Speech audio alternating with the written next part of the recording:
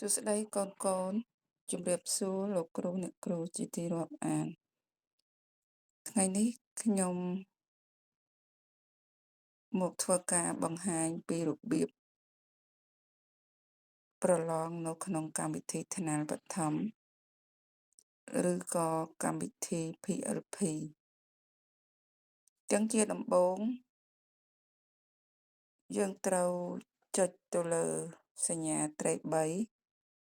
បន្ទាប់មកយើងចុចទៅលើប្រឡង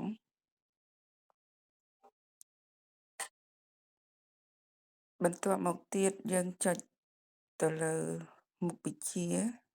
ខ្ញុំជ្រើសរើសយកមុខវិជ្ជាភាសាខ្មែរចុចទៅលើថ្នាក់ខ្ញុំយកថ្នាក់ទី5និងជ្រើសរើសយកមេរៀនទី3នេះជាសំណួរចម្លើយដែលយើងត្រូវធីកចឹងក្នុងនោះសំណួរមានចំនួន20សំណួរ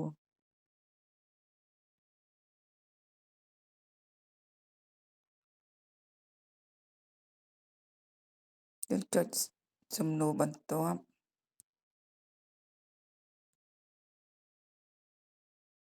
ចឹងយើងឆ្លើយសំណួររហូតដល់អស់សំណួរទាំង20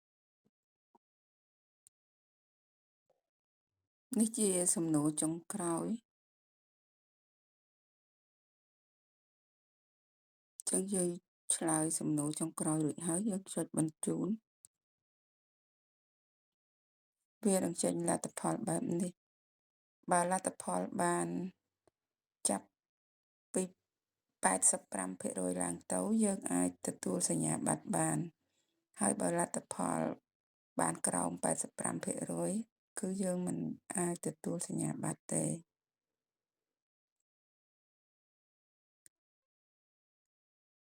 បន្ទាប់មកយើងចុចទៅលើប្រវត្តិនៃការធ្វើតេស្តពេលនេះយើងនឹងឃើញលទ្ធផលរបស់យើងនេះជាតារាងលទ្ធផល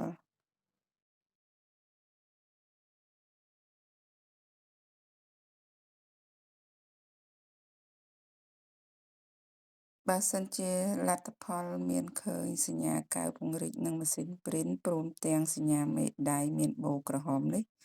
មានន័យថាយើងអាចទទួលបានសញ្ញាបត្រហើយបើសិនជាយើងចង់មើលការប្រឡងរបស់យើងថាតើយើងឆ្លើយ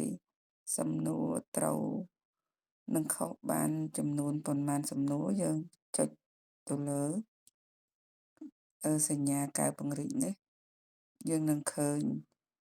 ប្រវត្តិនៃការប្រឡងរបស់យើងស្កូលវាមើលឲ្យអស់ដើម្បីដឹងចម្លើយត្រឹមត្រូវប៉ុន្តែបើសិនជាយើងចង់ទាញយកសញ្ញាបត្រយើងចុចទៅលើសញ្ញាមេដៃពេលនេះសញ្ញាបត្ររបស់យើងវានឹងចេញមកហើយបន្ទាប់មកយើងចុចនៅលើពាក្យថាទាញយក